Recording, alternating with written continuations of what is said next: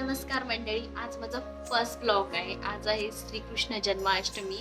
So मी ठरवलं चला माझ्याकडे खूप सारा वेळ आहे, सो मी बनवते ब्लॉग.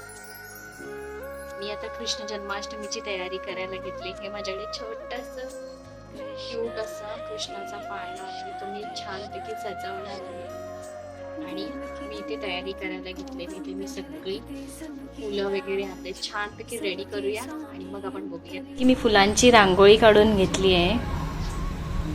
तुम्ही बघू शकता छान अशी रांगोळी काढली फुलांची. ह्यावरती आपण श्रीकृष्णाचा पाळणा ठेवणार आहोत. मस्तपैकी पाळणा सजवून घेतलाय. इकडे माझ्याकडे एक सुंदर असं मनी प्लांट होतं, ते मी तिथे ठेवलंय डेकोरेशनसाठी.